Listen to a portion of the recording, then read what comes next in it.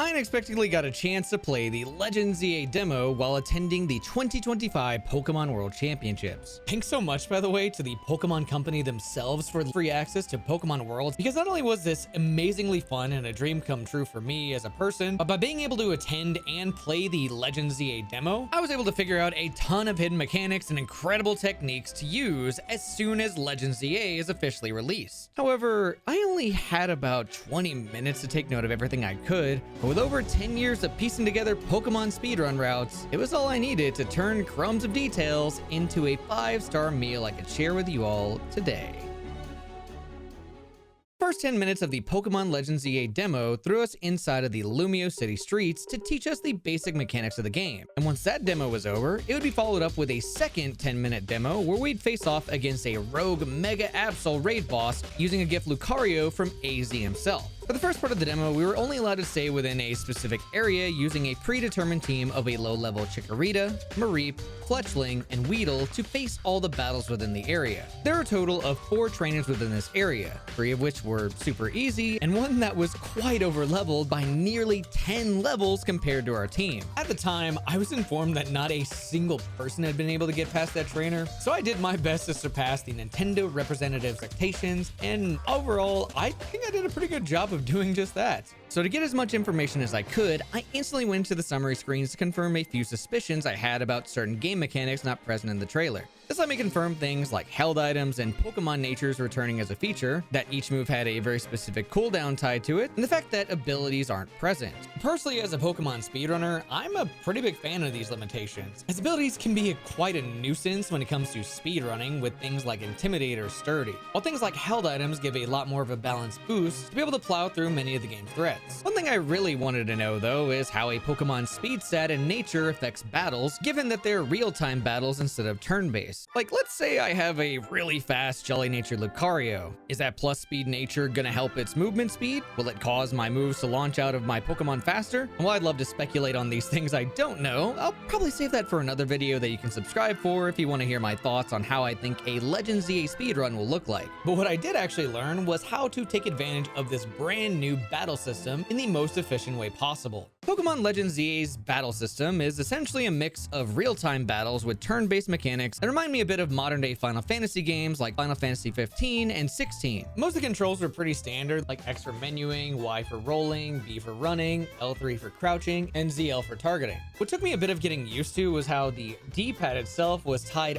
almost entirely to party management, and the fact that you needed to focus on a target by holding ZL to spam moves. This led me to doing a few tests where I mostly stuck to one Pokemon for a bit and spam moves to get a feel for things. But once I started to mess around with the D-pad, I eventually found what I think is going to be a really good speedrun strategy. Because the thing about moves having a cooldown in this game is once you actually use all your moves, you just kind of have to sit around and wait until a move comes off of cooldown, leaving you very vulnerable to enemy attacks. And as a very impatient speedrunner, this led me to find a technique I will be calling the cooldown carousel. The cooldown carousel goes as follows. By using all your moves, D-padding your cursor over to another party member, and pressing D-pad down, then up to immediately swap to another Pokemon in your party, you can just keep swapping to another party member and spam moves constantly without having to wait on those cooldowns. I unfortunately didn't have enough time to observe if the cooldown of your Pokemon's moves recharges while they're inside of their Pokeball, but doing battles this way changed so much of how I perceive the real-time battles in Legends ZA. Off the trailers alone, I was kind of worried about the fact that this is a very battle-centric game, since that could potentially turn into a really boring battle gauntlet. But instead, I ended up blown away by all the possibilities, especially with things like the cooldown carousel giving us a very technical and fast-paced balance of swapping, spamming, and dodging to overwhelm your opponents. And since I was constantly swapping and spamming a variety of moves like this, it made me realize how there were a lot of hidden differences in how move animations play that mostly seem to depend on how fast this little command cursor below your trainer reaches your target, or if your move is a support move, physical contact move, or a range move. With range moves and support moves like Protect and Razor Leaf, the cursor would fly towards your Pokemon, while contact moves like Tackle or Peck flew towards the enemy. So in order to save as much of those 10 minutes as I possibly possibly could throughout the demo,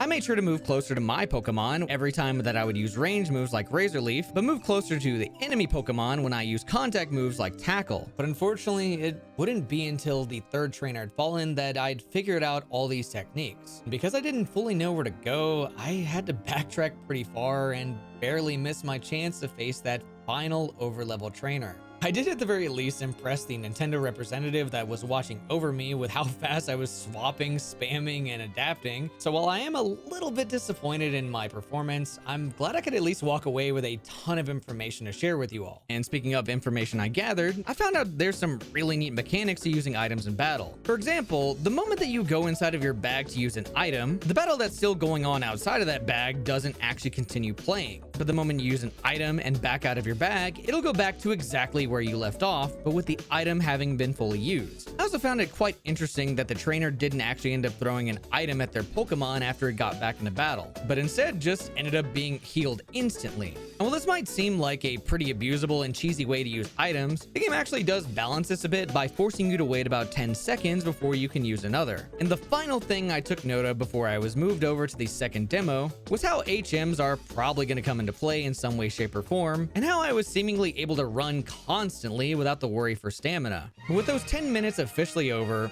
the real test of skill around the battle mechanics would take place on part 2 of the demo against a rogue Mega Evolution raid battle. Alright, really quickly, however, I have a bit of a confession about the video that you're watching right now, which is that some of the heavier edits that I've been using came from a completely unreleased video of mine covering Legend ZA before I played the demo. But with everything that Pokemon revealed these past few days, I'm gonna need to remake that video entirely from scratch. A video which will cover a history and the story behind how speedrunners turn newly released Pokemon games into full-fledged speedruns.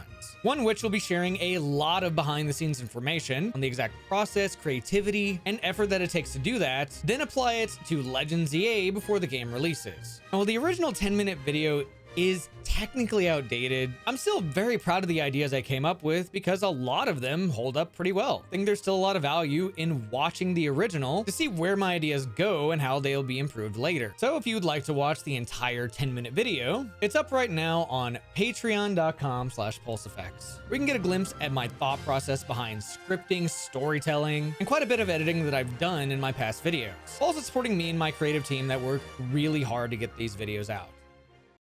Part 2 of the Legend ZA demo started off with the main character receiving instructions from AZ to follow the dog form of Zygarde until you reach the spot where a rogue Mega Absol was completely dazed. In order to face it properly, AZ lent us a Lucario and a Mega Ring to fully dive into the raid battles mechanics. At the time of me playing, I was told by a Nintendo representative that this section is going to be an actual story mission, so I knew that every detail I saw from here would be very important. As I was walking to the Mega Absol raid, I spotted a few red rocks that could be crushed along the way using my Chikorita. And apparently if you collect enough dust from those red rocks, you can eventually turn them into an entire Mega Stone. There are also quite a few glowing items ranging from berries to Pokeballs to feathers that I definitely won't forget 2 months from now because I have very bad memory issues from having ADHD.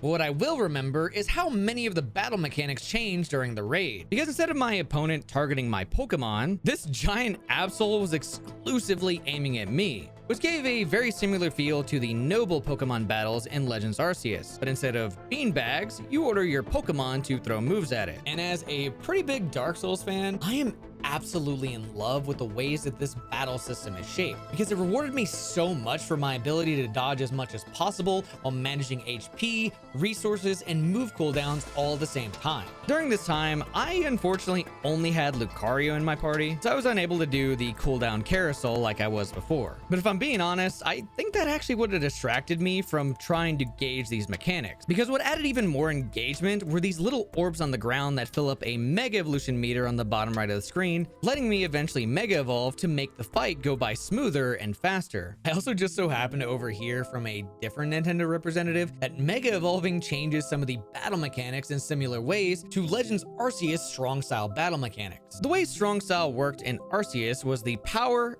accuracy and secondary effects of moves were increased to the point where they were either a lot more potent or you just couldn't miss. And so I was plenty surprised to see constant defense drops by using Rock Smash on my Mega Lucario. I was also given some hints to a potentially devastating combo of Rock Smash into Bullet Punch to reward me with even more damage. The other two moves my Lucario had access to were Protect and Aura Sphere, but given the Absol was just targeting me, I never really felt like using the move Protect was very necessary. Going back and looking at some of the footage as well, I noticed that stat drops were super accessible by looking at these 5 different little dots below Absol's name, indicating me that the dots correlate to the typical order of attack, defense, special attack, special defense, then speed in that order. But one thing I really wish I'd asked for is if Mega Evolution Pokemon were required for this. It was at least nice to know that you could damage the Absol quite efficiently before Mega Evolving, which led me to sort of a flow state, where throughout most of my time, I just kind of let Lucario do its thing, like shooting off Aura Spheres when Absol did this giant Aura attack, and dodging as much as possible until I found an opening to stun and defeat the Mega Absol for good. When the battle was finally finished, I was rewarded with a free Absol joining my party and an Absolite right as the demo ended, leaving me with so many ideas, intrigue, and excitement for when the game fully releases. But what do you think of all this? Maybe you have any questions about the demo or some details I might have accidentally left out of the video? If you do, just leave a comment. I'm more than happy to answer them, and if you want to see how a theoretical Legend ZA speedrun might look like, I'll have another video out very, very soon. But until then, thanks for watching, and special thanks to the many folks on screen for supporting me on Patreon.